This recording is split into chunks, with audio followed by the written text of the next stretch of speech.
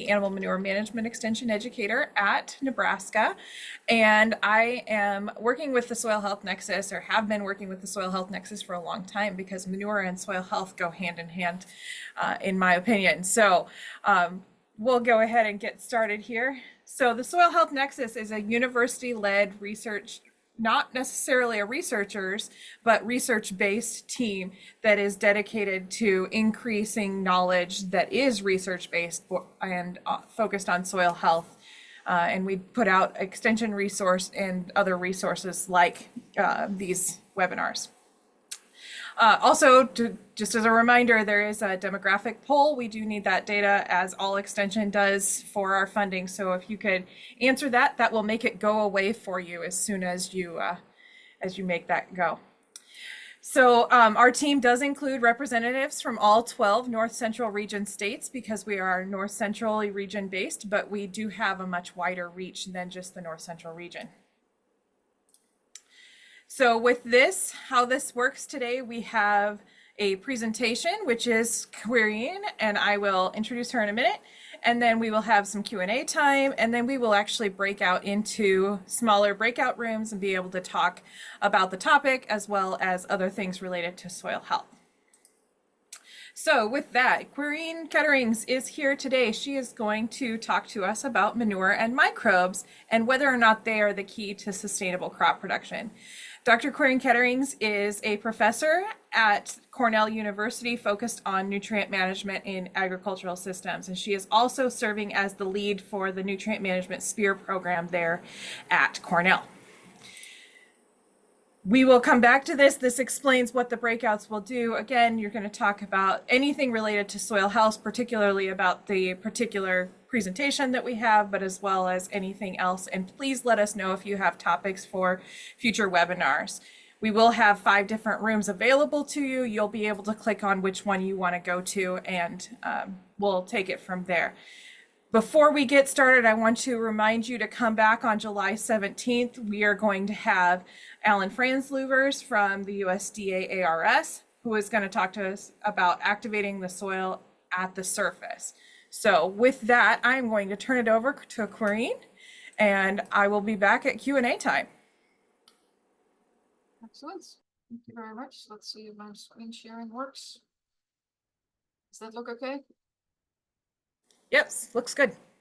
Right. I don't actually see my own screen right now, so let's hope this goes well. All right, thanks for the introduction. I'm indeed at Cornell University. I have as topic here today shared belief with Leslie. Manures and microbes are connected, and they're definitely connected to soil health. I want to recognize, before I dive into this, a couple of members in our team. Juan Carlos Ramos Sanchez might sound familiar to some of you. He is our on-farm research coordinator. Gurpreet Kaur is our PhD student working on the projects with microbes. Manuel Maqueda is our on-farm research, our data analyst for the team. And my colleague Kirsten Workman, the dairy team, closely together with us. Made a little bit of an outline, realizing that not everybody's familiar with New York agriculture and what we do here in terms of our SPEAR program, our research partnership, and dive into this sort of focused topics. So to start off, we are a dairy state here in New York. Dairy farming is really important. If you look at some of the ag statistics for the state of New York, you will see that there is a lot of cows. We are 5th in milk production. We also have a lot of corn acres in terms of our cropland that supplies the dairy industry. I really don't see my own slides right now, so I'm not sure where the animation is. Somebody could tell me, what slide are you seeing right now? We're still seeing the original slide. The original slide. All right. Are you seeing something else now? Yeah, I see the outline now. All right, excellent. Sorry about that. And I need to advance to another screen. That's easier. Here we go. So here's the outline. New York Agriculture, our SPEAR program.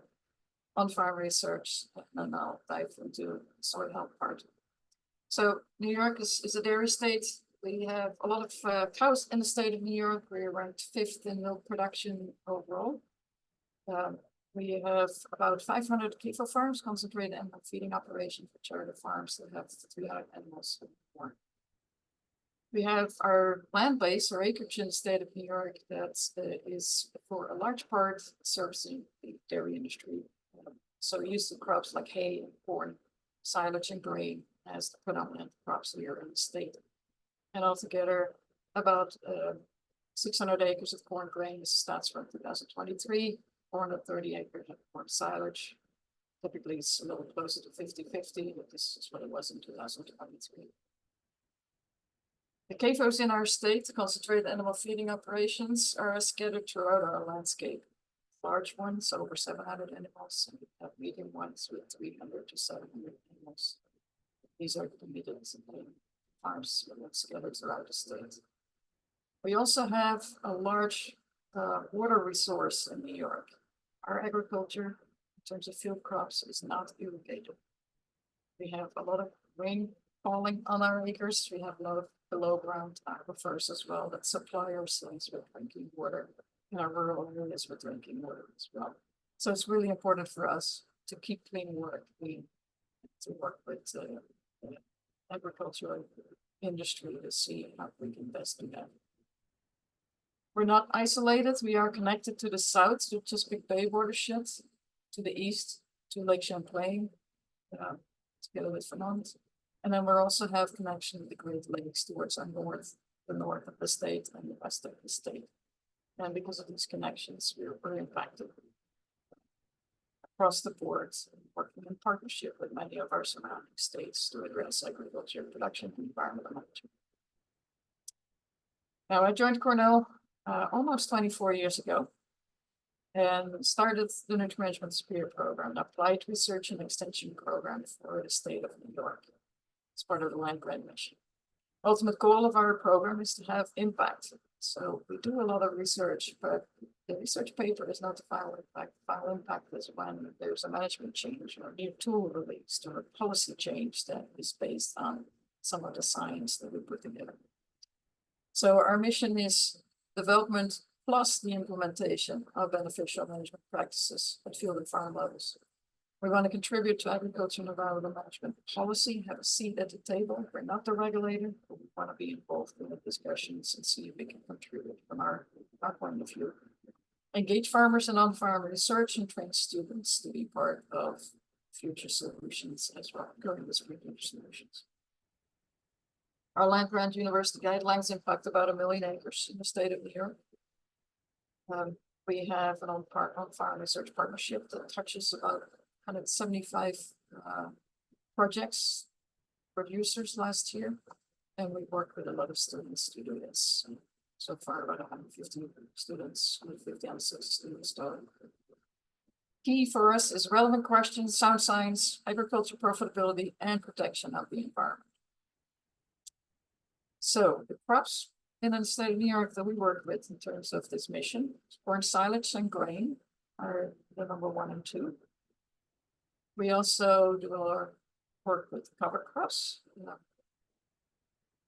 particularly in corn silage systems, where we can seed it after corn silage harvest.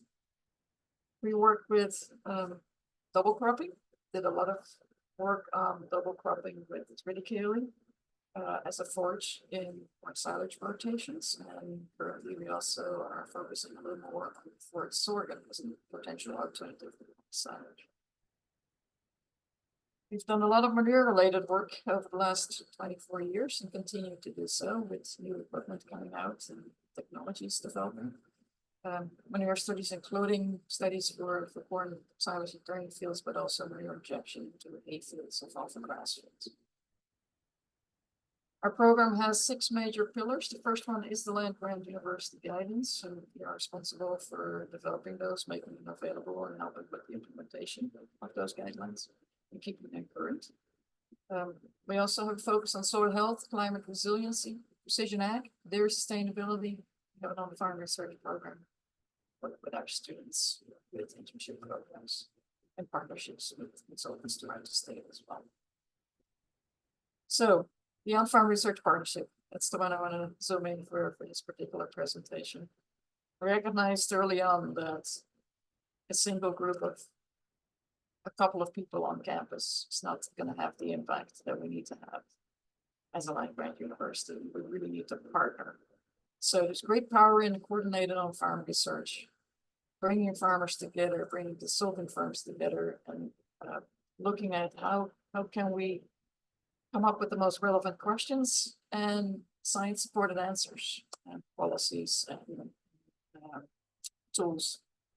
So the on-farm research network that we set up is recognizing that there is this great power in coordinating this research where field data are being generated in a scientifically defensible way, widely implemented trials throughout the state with proper data collection, statistically valid analysis.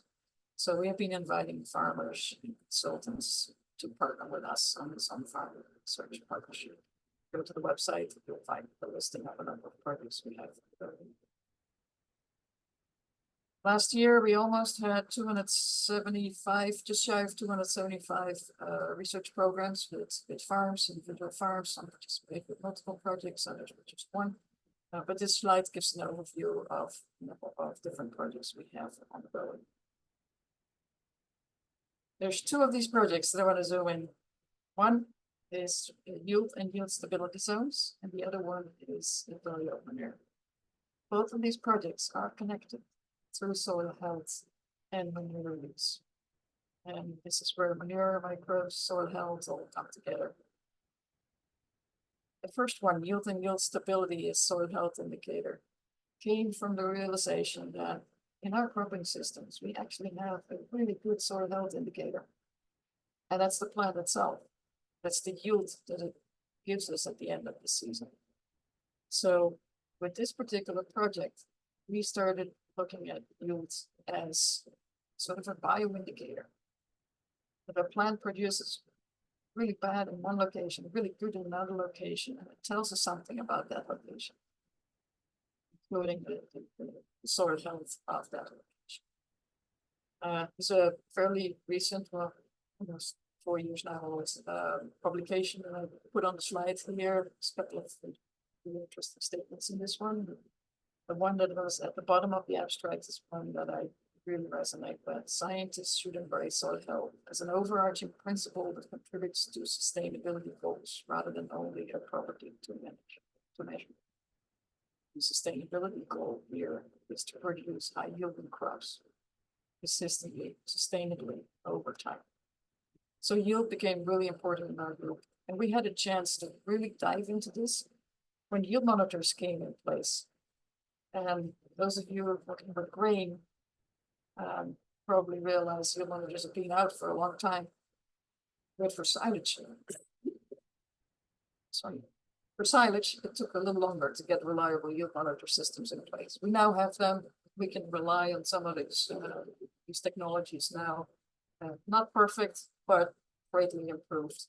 So our team has been working with farms that share their farm data, corn silage, corn grain, soybeans now. And the number of acres that we work through data cleaning, reporting back to the farmers, has steadily increased. And this slide is a little outdated. We're closer to 60,000 acres per year right now. Farms that have multiple years of data that have been processed through us now have enough information that they can develop meaningful maps. And we call those yield stability maps. More years the better, but 3 years is the minimum. Here's what we do. For the whole farm, we take all of their yield data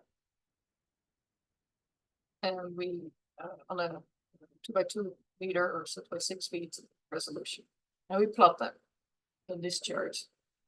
And then we calculate for that farm, let's say 3 years of data, all the data together, we calculate what's the average yield for that farm across the whole farm, all acre. That's this black lining.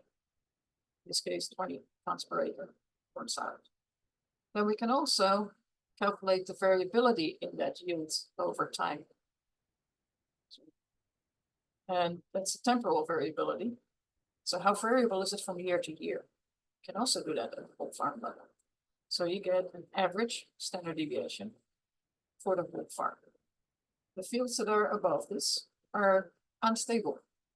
Fields below it are stable. So basically what we do now, with those two numbers, the average farm weighted mean yield and the farm weighted standard deviation, we assign colors. Green is good. Anything that is in green yields more than the average of that farm and is stable yielding, no variability from year to year. Anything that is red is below the average of the farm, not so good. It's also stable yielding and a low variability. Then we have blue. Blue is high yielding, but variable year to year, so they go with the weather. And yellow is low yielding and also variable.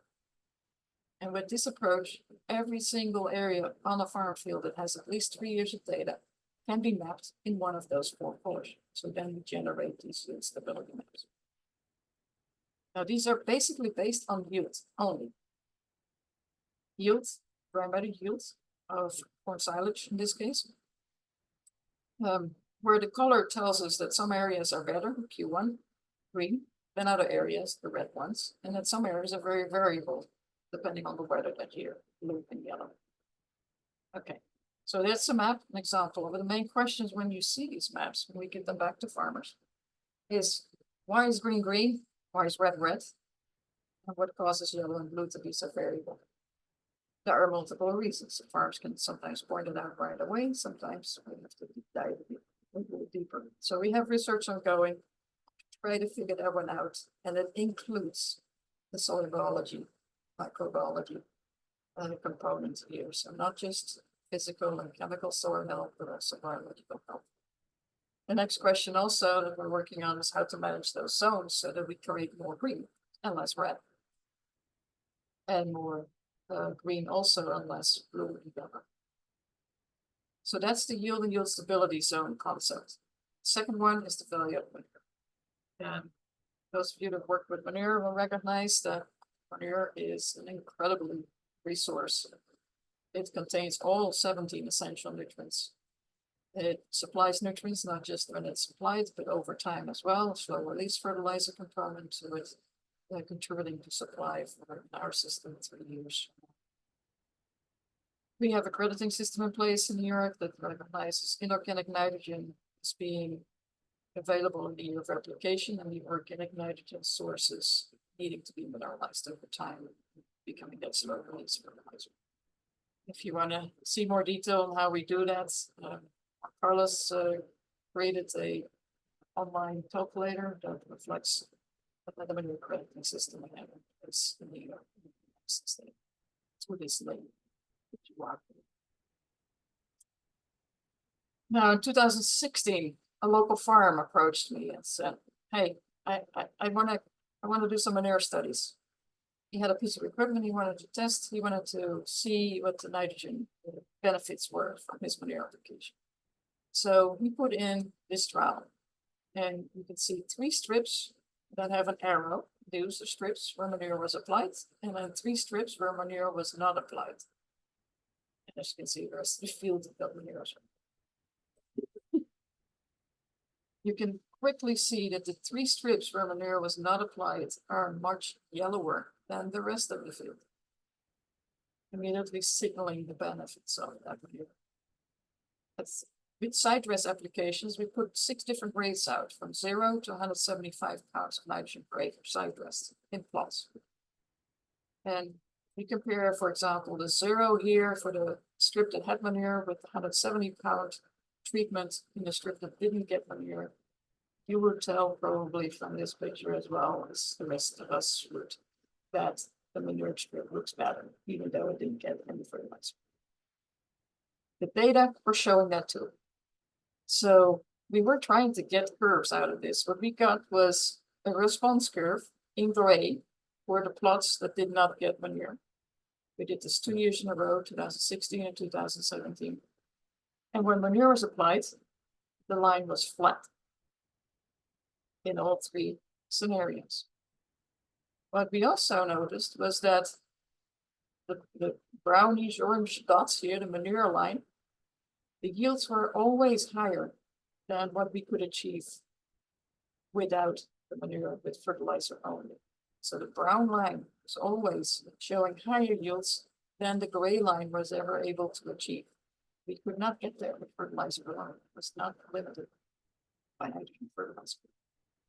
So our fertility data were good, so there was something else going on. This triggered a reaction in many of us and said, we need to do some research to try to tease this out, because our current recommendation system does not recognize the yield bump that we see. It was also just one location, so we needed to invite more people. We got a chance to do that, and this is the third year now of a value manure project that is statewide now. We do the exact same treatments now with 3 strips that receive manure, in this case, blue colors on the left, and 3 strips that don't receive manure. In the middle, you see an aerial image of one of those trials. We clearly see that in this case, manure was not applied to these strips in the middle. And then at side resting time, we apply. We get 3 different types of results from these studies. I'm just showing you a couple of these sites. Some of the sites, there was no response to nitrogen or manure. The lines were overlaid. These tended to be sites with recent manure histories with lots of nitrogen. They were not nitrogen limited. But manure did not make a difference. Nitrogen fertilizer did not make a difference. There was enough for that crop to grow. The yields were pretty high. Our average in comparison for the year in 2023 was 20 tons. We're almost up to 30, 27, 24. Here are some sites, silage on the left, and there's a grain site on the right, where we got both a nitrogen response and a yield response. And maybe zoom in on this figure here in the middle. Here's a location where the brown lines are with manure, the gray lines are without manure. The first number is the optimum nitrogen rate. So when manure was applied in this scenario, we didn't need any more nitrogen. Extra nitrogen did not exist. The second number is the yield, 24.3 tons. When manure was applied, when manure was not applied, the nitrogen needs was 109 pounds of nitrogen per acre, and the yield was 22.9. All of these slides here show the same trend. Manure offset the need for fertilizer and increased the yield, just like we saw in 2016 and 17. We also had 2 sites where the manure bump was so large that it created the need for extra nitrogen, and the nitrogen needs went up as well. That was the most extreme scenarios. These 2 locations show that an increase from 12.5 to 17.1 is of manure plus the fertilizer. And same thing here, more than 20 bushel difference as a result of the manure application. If you're interested in reading in this word more in detail, there are 2 articles on the Cornell What's Cooking Up blog website, Cornell Field Crops newsletter. All right, so those are the 2 projects. Both of them raise questions about not just soil fertility or soil physics, but also soil microbial health. And that's what we had an opportunity to start looking into when Quirine Ketterings joined us a year and a half, almost 2 years ago, as a PhD student. We were looking now at the 2 projects, the value of manure, where we were able to add the soil health assessment, the soil microbial health assessment, and also the yield and yield stability zones, where we were now with Quirine's PhD able to also assess these zones for soil health differences. So I want to show you some results. We're starting with the value of manure project, which is a collaboration between Quirine and Juan Carlos, who leads the value of manure project overall. All right, we had 3 fields, 3 different locations. Soil types were pretty similar. All of them received the manure, liquid manure, but different sources, farm specific obviously, and different ways of applying, shallow disc versus injection, somewhat different amounts. These 3 fields, we were able to do all the data collection in black that you see here as part of the regular value manure project, so soil fertility, side dress, P&T values, yield, quality, corn stock. We added the ones in blue. Concrete is working on the microbial biomass, soil moisture, active carbon, almost done with those, and about to embark on soil respiration and genetics component as well.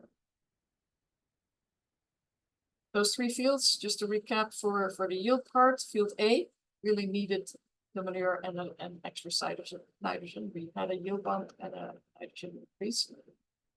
Field B and C, very different fields. Neither of the two really needed the extra fertilizer. Really tiny little bit, 30 plus benefits here in field C, nothing in field B. Much higher yields in field B. Field C was lower, but it was also impacted by drought periods during that growing season. So field A was the one that was really needing the nitrogen and benefiting from it.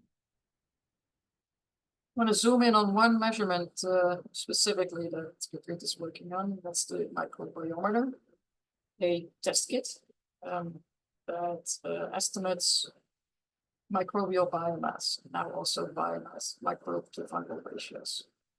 Produced by Prolific Earth Sciences, we've been testing this kit along with our other indicators for a couple of years now. So what is this showing? Here's field A, the field that really responded. Low levels at the start.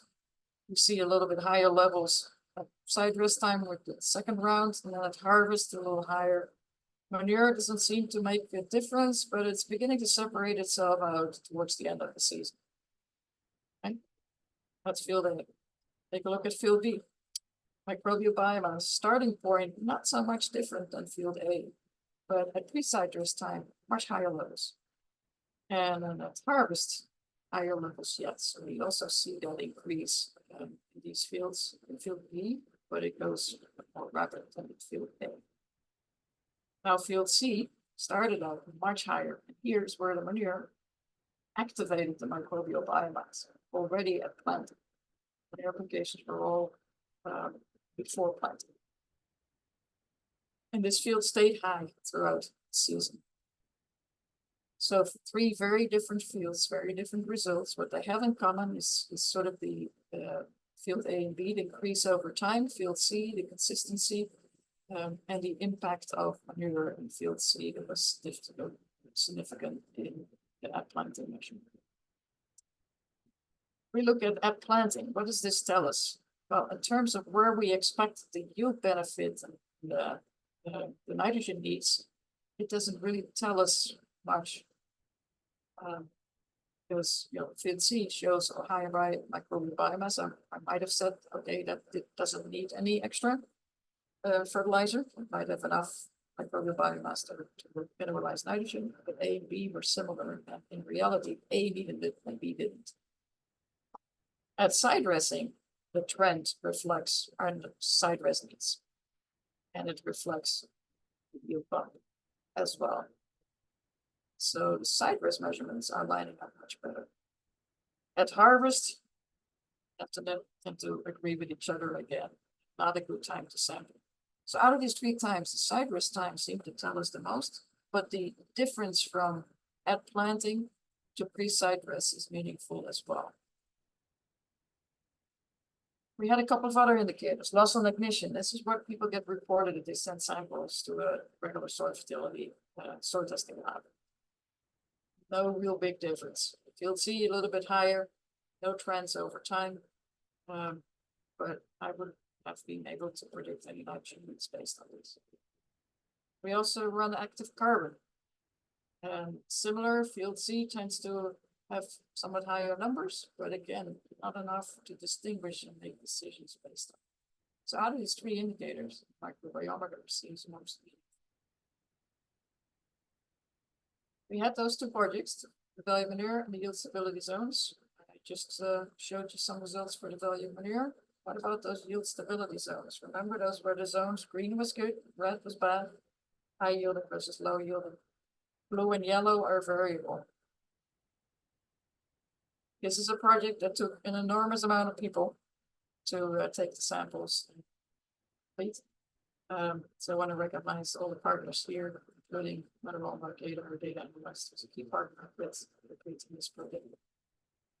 Here's the results. Farm A and Farm B, 2 farms, 3 fields each. These are the combined results. We're looking now at green, higher yielding zones versus red.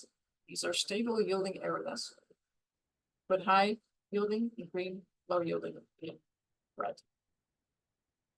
And what we see here, planting at pre-situs at harvest for farm A, the better yielding zone always has higher microbial biomass, all 3 of these times. In farm B, we see the same for at harvest numbers. We don't see a clear difference for the planting and pre-situs yet. We also have the results for the more variable zones, zones 2 and 3. Zone 2 is higher yielding than zone 3. And similar trends here with blue, definitely at harvest being higher than yellow yielding zones. So for both the variable yielding sites,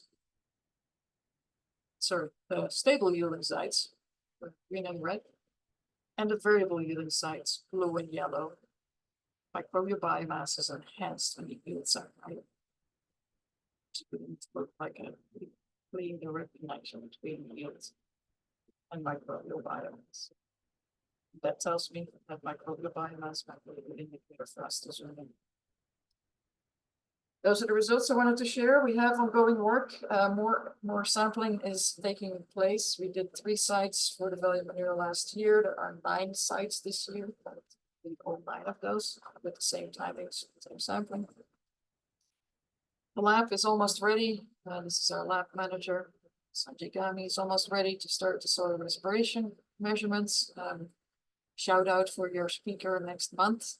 Frans Lubers is our counterpart who puts projects on this, and a real asset to the project. It gives a lot of advice on soil respiration measurements.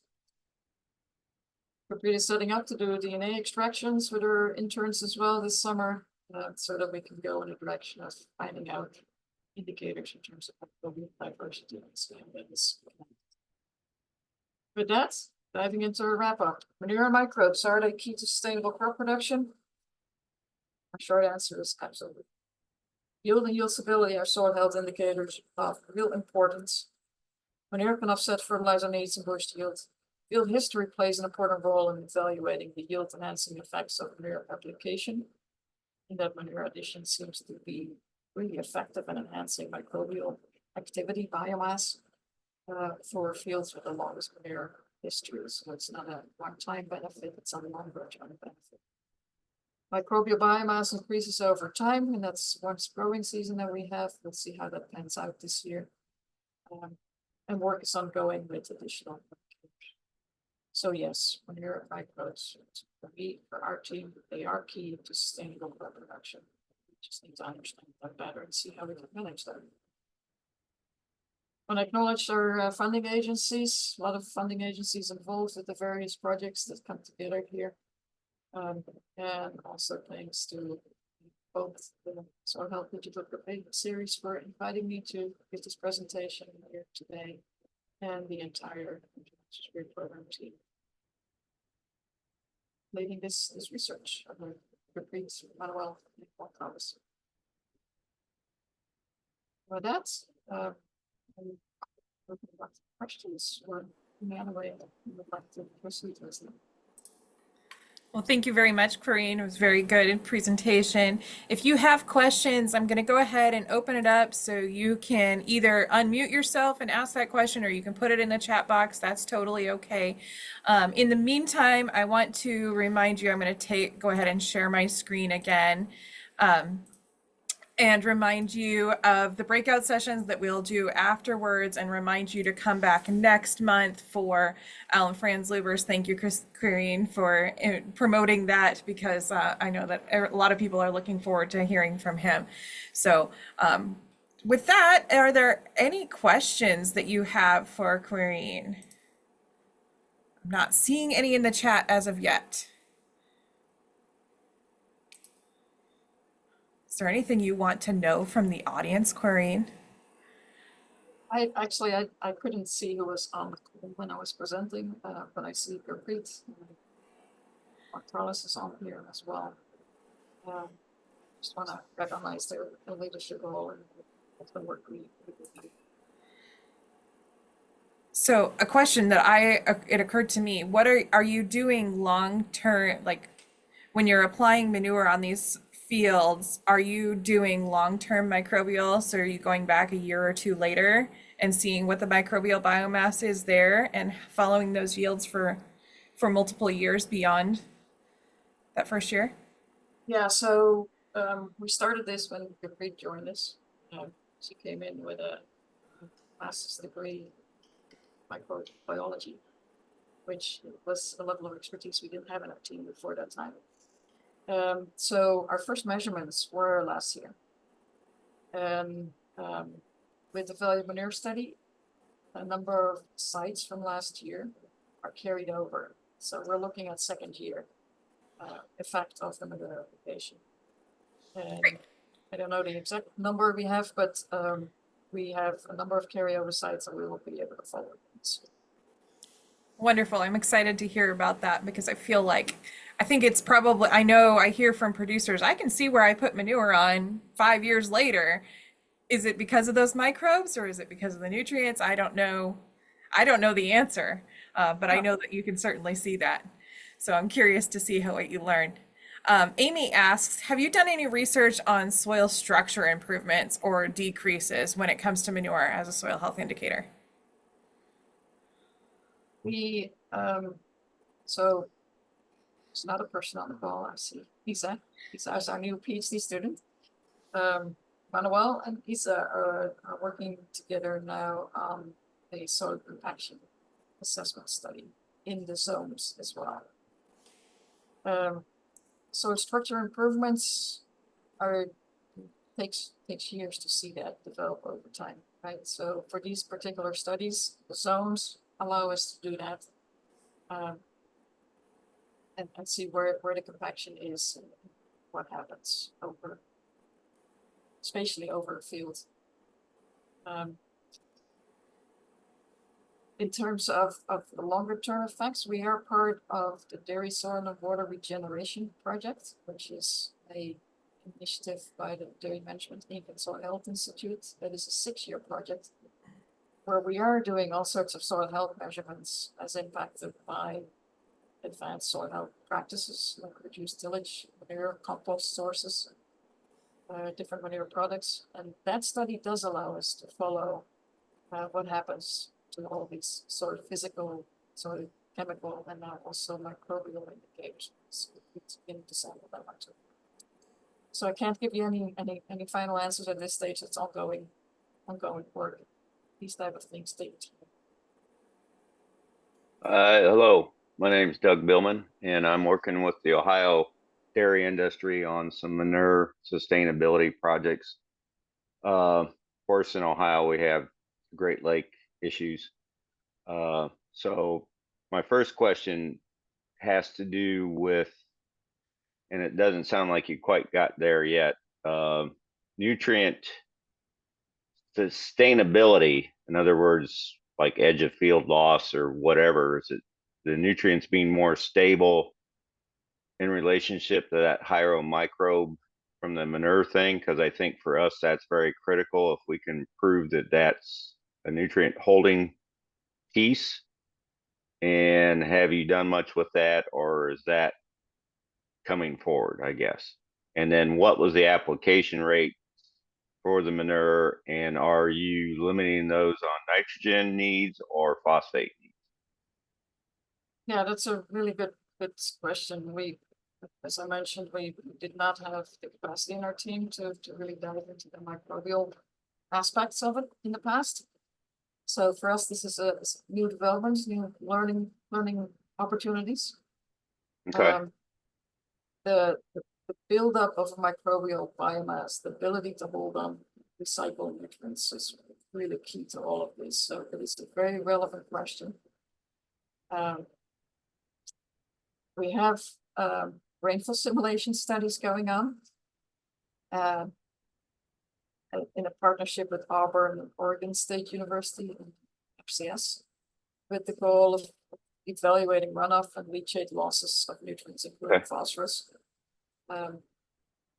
as impacted by manure sources, different rates, application Right. methods. Yeah, I can't give you a solid answer at this stage, but it is ongoing. Okay, with our and team- then with other teams since as you're well. talking about rainfall thing, I guess the next question would be is hopefully you get into preferential flow stability. The higher the microbial mass is, the less issue you have with preferential flow runoff or leaching. So Yeah. you kind of mentioned that. So it sounds like I definitely need to keep in touch with you going forward and what your research is for what we're trying to do here with Ohio. That sounds great. I am a graduate from Ohio State University, and that's Okay. bring up good memories. I'm glad to hear that. What year per chance did you graduate? December 99. Oh God, you're a youngin'. Is that your PhD? That was my PhD, yes. Okay, I'll give you A credit for that. little But less young. my undergrad was 81. That's why I was. All right. All right. But no, appreciate the info. Yeah. Juan Carlos put our first rainfall simulation paper in the chat right now. That was the first step, looking at Okay. different sources and rates. We're currently working on the next step of incorporation versus surface supply and then ground cover, things like crop residue and cover crop. That's it. All right, not seeing any more questions. I think we'll go ahead and open up the breakout rooms. Anne, or do you want me to do that?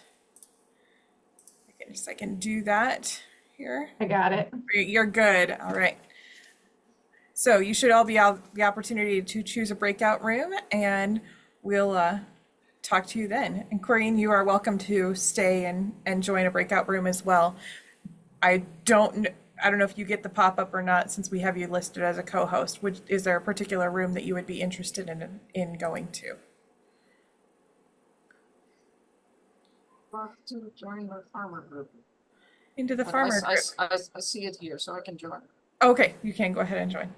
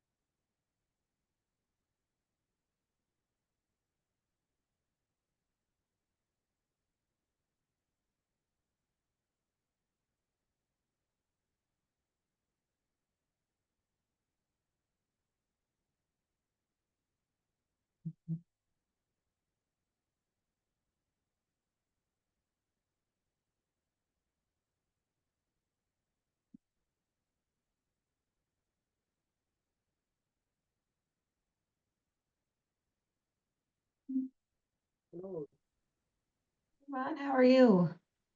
doing well, thank you. This is my first time in one of these cafes, break rooms, so I'm not very familiar with them, but yeah, here to chat a little bit. Yeah, no worries. We'll see if anyone else joins. We had a smaller group today. Sometimes the summer season can be hard with that. Are you, Quirine mentioned you were a collaborator. Are you at Cornell as well? Yeah, I work for Quirine, part of the staff of her team. Okay. Yeah. Yeah, and before joining here, I was in Nebraska, so I know Leslie. I was part of the Manure team in Nebraska. And Leslie mentioned there's a little funnel of students going from Nebraska to New York. I'm at the University of Wisconsin Extension and work mainly on our water and ag conservation programming. and then help out with the Soil Health Nexus, the group that puts on this webinar series as well. Excellent. Are you in Wisconsin in what is the name of the campus there? Yeah, I'm in But- Madison. Yep, where the Okay. campus is, exactly. Okay. Yeah, I was in Madison last year, and it's a beautiful city. Well, thanks. Yeah, if you came in the summertime, it is. Though it's cold in where you are too. Yeah, it's cold over here as well, but yeah, it looks a little bit similar to Ithaca because we also have a lake by the city. So in that sense, it's a little bit similar, but here I think we have more hills.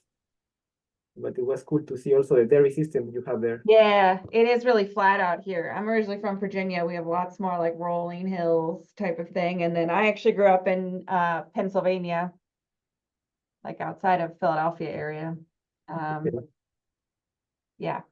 Yeah, that's more similar to Ithaca. Yeah, it's not that far from, obviously it's different. I've actually never been to Ithaca proper, but and I will admit, when I joined this educator group, I am an educator, but I actually have my background is in science communication. So I don't have the ag background or the soil health background. So I'm probably not going to be all that much help to chat with about Quirine's presentation or about your research, as I'm really more on how to communicate those findings to farmers.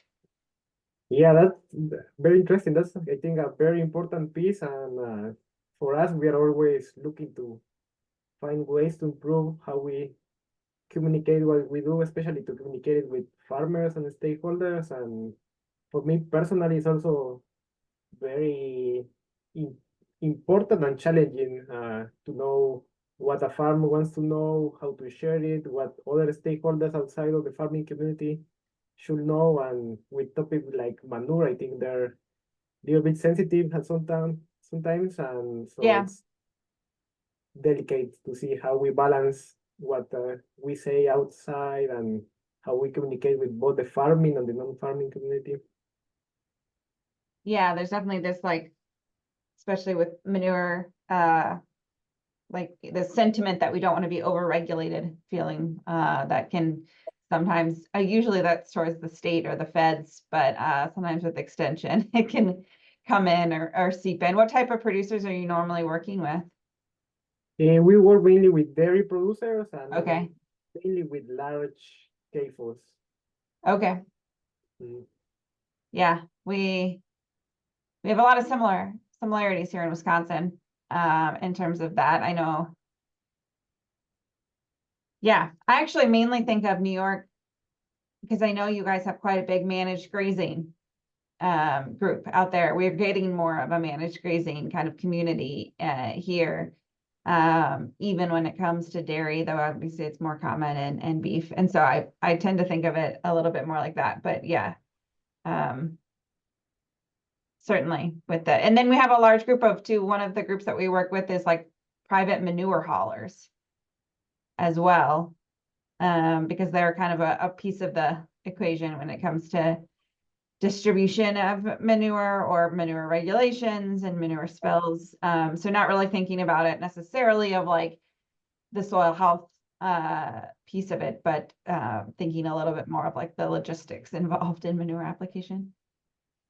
Yeah, it's a big industry, and I know that Wisconsin's Manure Hauler Association is like very good and also like organized. We don't have something like that here, so I have heard that the one you have over there is an example in the nation of people working together and yeah, having a good organization. Yeah, and over here last week, sadly, we also had an accident related with manure. One manure hauler, it's a company that applies mainly dairy manure. A couple of their workers passed away last week related to manure and gases, and both of them fell into a tank. Okay, yeah, Yeah. So I'm sorry to hear that. And that is pretty common here too. Yeah, I don't like hearing the stories about children.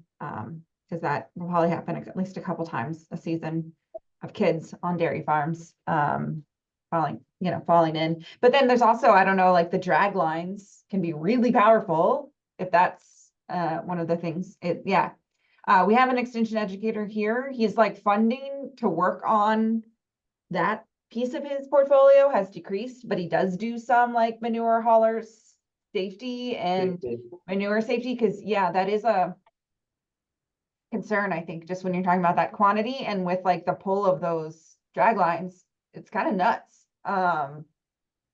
Yeah, it's powerful. It doesn't really get a bunch of news coverage. I don't know if that's the case in where you are too. I mean, so like our local, like we have, our local newspapers will cover it, but it just doesn't seem to get much coverage. Maybe like your local news, but like not even state news or anything like that. So it doesn't seem to like filter up in terms of consciousness much to folks, but I do know it happens like at least a couple times each season. Yeah, it's complex. And here it is in the news for sure. And also some folks here working with manure are trying to see how to balance the news, because for sure we need to make people conscious of this is a problem, but also not make the general public think that manure is like a hazard. And if someone is applying manure in behind their house, that can be a problem with gases or something like that. So I know that the manure engineers here in the university have been in the news last week, and they're trying to be careful on what they say to share that it's a problem and there's risk, but also it's mainly when it is confined and not when they're land applying. Yeah, it's usually to do with the pit. Yeah, sure, absolutely. Or sometimes the distribution. Yeah, that's a good point. The things that kind of filter up here, and I'm on the water quality side, so I'm particularly aware of it, is we have a lot of like karst landscapes. And so with land applied manure, sometimes like folks just, the water's moving so quickly that we get water quality issues that come up, especially in some counties where like we know that geologically speaking, they're going to have really, really shallow bedrock moving through. So dependent on how it's applied, et cetera, right? So that is something that often comes up to folks. And there's been like citizen groups created here, some to varying degrees of like sentiment about it as well. Yeah. Very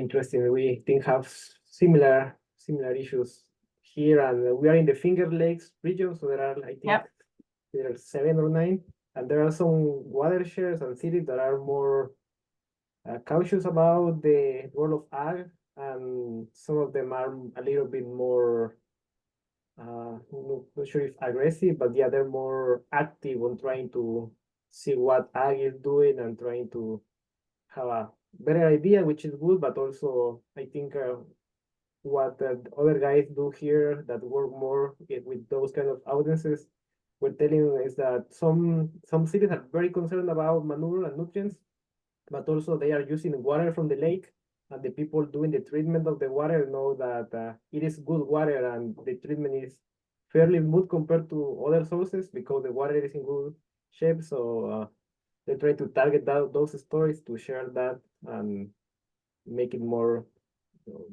make that information available to the public, so they know that even though manure is being applied, there's a lot of farms and systems around, the water in the lake is good, and they're drinking that water, and the treatment of the water is fairly smooth. So but it's complex for sure. Well, I think it's very interesting to talk to you, and also very cool to, even though you say that you're not into ag, to see all the background you have and about manure, nutrients, water quality. Very nice. I think it's always very good to have people with different backgrounds come into the ag industry to big different points of view and reach everything. So absolutely. It was nice chatting with you. Same. Good rest of your day. Thanks. I hope you can join us for a future one like this as well. Yeah, we'll keep it on the look. Thank you. Okay, thanks.